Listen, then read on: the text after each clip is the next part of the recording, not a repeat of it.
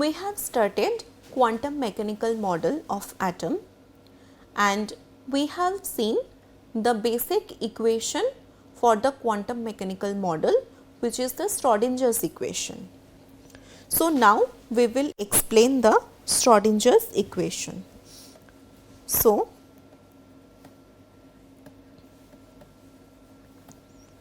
this was Schrodinger's equation.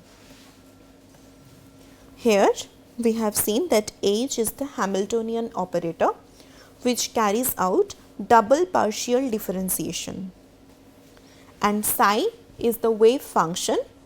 So, what is the wave function? From wave particle duality of matter, we have seen that when an electron moves, a wave is generated.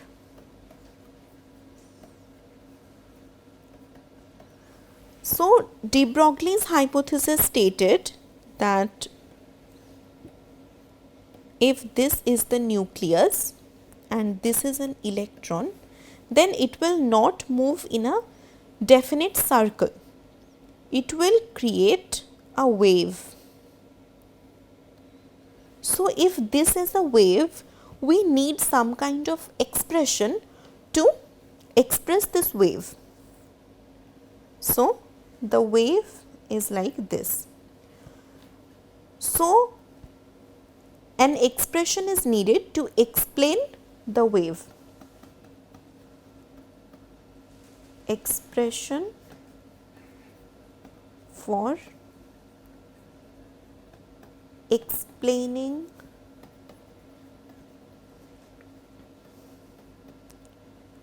the characteristics of this wave. This expression is known as psi or the wave function, and E is the total energy of the system.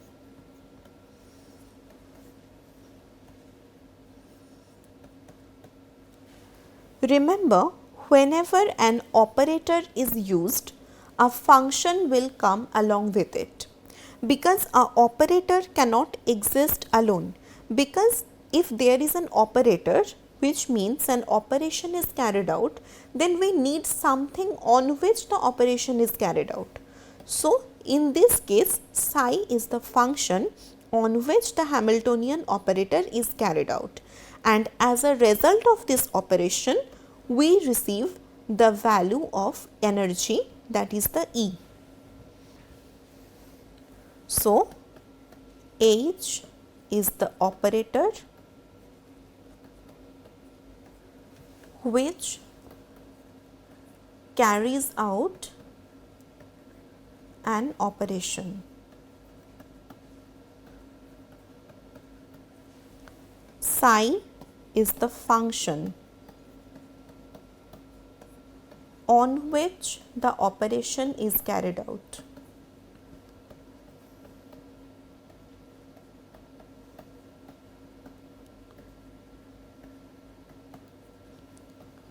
And E is the result. Okay. So, the wave of an electron or the wave of a matter can have 3 dimensions. Okay. We know the 3 axes x, y and z. These are the 3 axes, right, which can be written like this: x, y, z. So, the wave of a matter can be along these 3 axes. It occurs in a 3-dimensional space. So, if the wave is in 3 dimensions, then this Hamiltonian operator H will have to be carried out in 3 dimensions as well.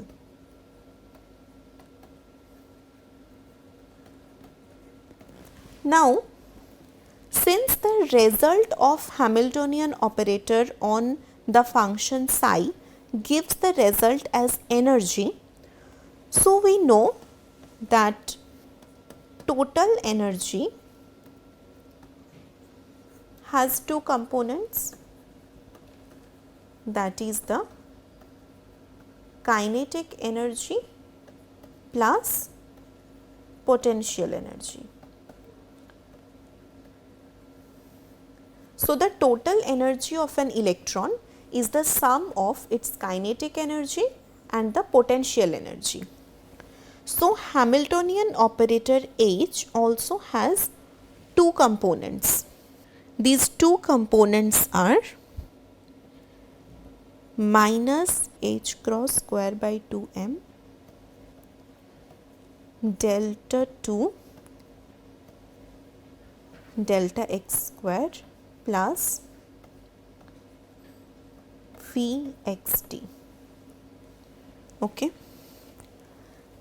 or let us say for now Vx. So, this is the total value of the Hamiltonian operator. So, this one is the operator for kinetic energy,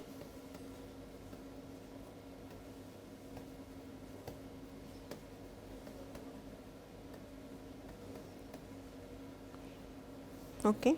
So, this carries out the double partial differentiation, and this is the operator for potential energy.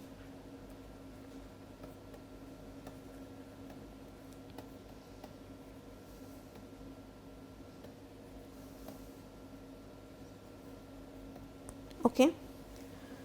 So, and here we have been introduced with a new term H cross. So, what is this unknown term? Till now we have studied about the Planck's constant H. Now, what is H cross? H cross is equal to H by 2 pi. Okay. So, by putting this value in the Hamiltonian operator, what can we write?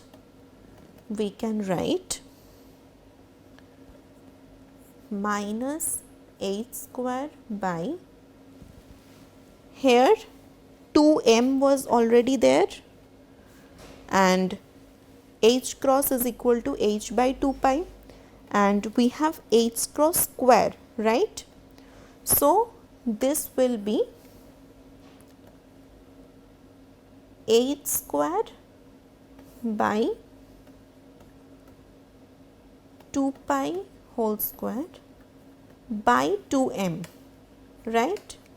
This is equal to H cross square by 2m. So, this will come as H square by 4 pi square into 2m. So, we can write the Hamiltonian operator as minus H square by 8 pi square m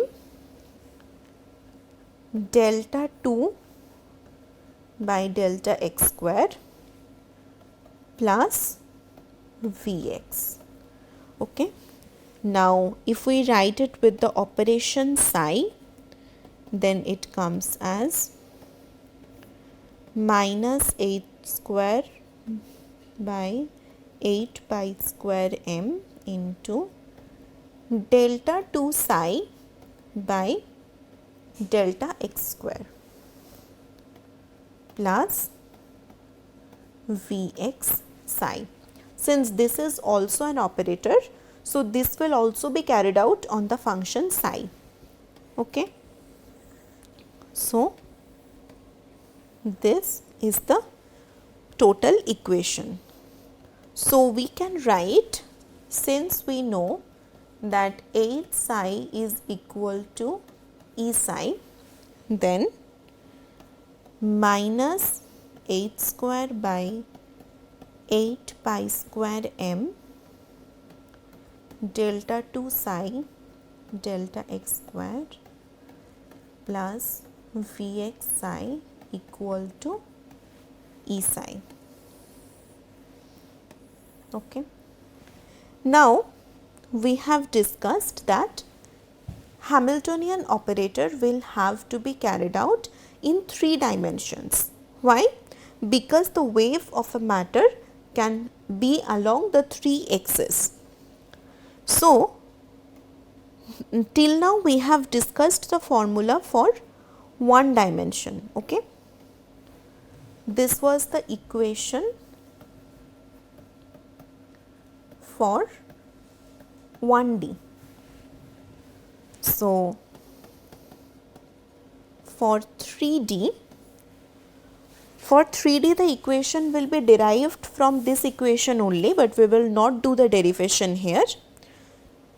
So, for 3D, we will have this equation, delta 2 psi upon delta x square plus delta 2 psi upon delta y square plus delta 2 psi upon delta z square plus 8 pi square m by h square into E minus V psi equal to 0.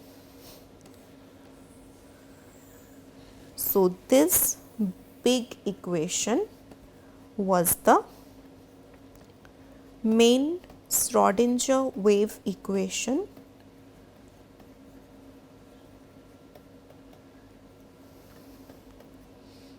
in 3D. Now, we will not solve this equation now, but we will just see what its solutions conclude. So, after solving this equation, after solving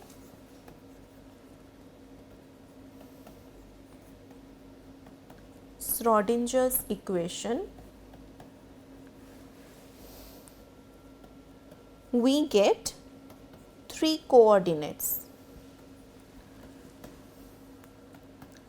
We know that in mathematics, when we plot a graph, we have 3 coordinates, right? Similarly, here also we will get 3 coordinates, let's say NLM. We can write A, B, C also, any 3 coordinates, but this NLM has some significance. Now, what do these coordinates describe? So, these coordinates denote probable positions of electrons.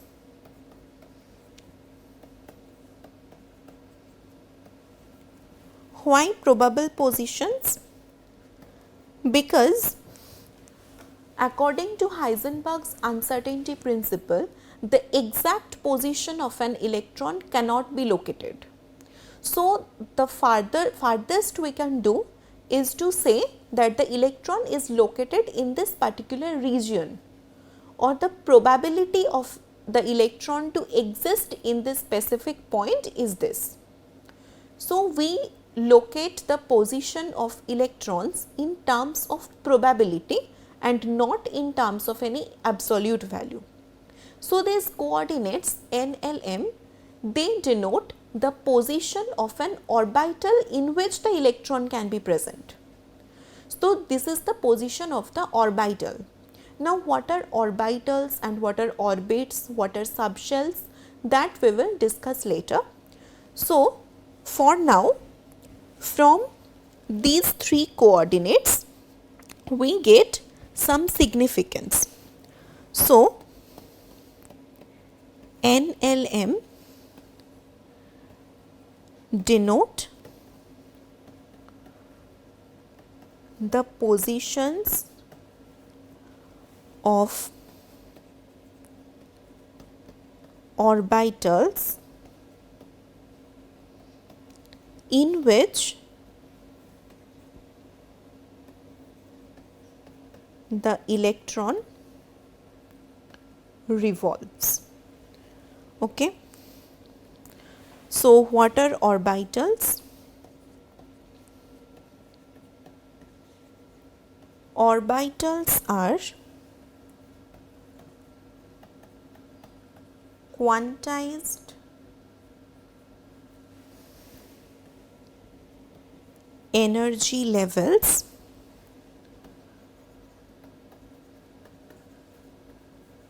which the electrons can occupy. Okay. So the orbitals are quantized energy levels. This means each orbital will have a specific amount of energy, will have a discrete amount of energy.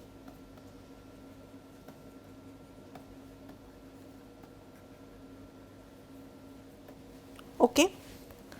So, these quantized and energy levels can be denoted by the corresponding coordinates. Now, these coordinates are known as the quantum numbers. Now, a question can arise that some of you may have observed that there are 4 quantum numbers. So, why these are 3? So, yes, there are 4 quantum numbers, but the 4th one was discovered later on. Mainly these 3 quantum numbers were discovered earlier. So, what are these 3 quantum numbers? The first one is n, which is called the principal quantum number.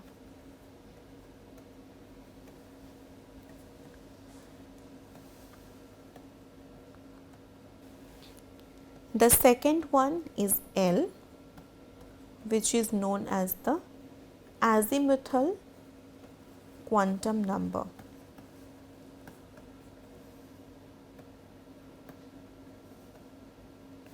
And the third one is M, or the magnetic quantum number.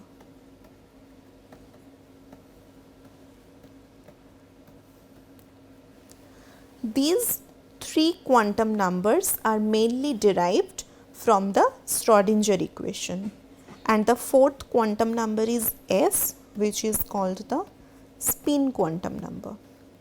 This was discovered later. And from the Schrödinger equation, another important conclusion was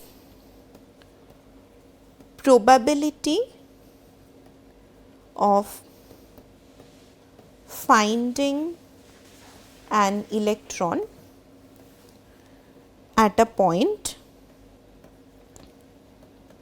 is given by psi square, where psi is the wave function at that point.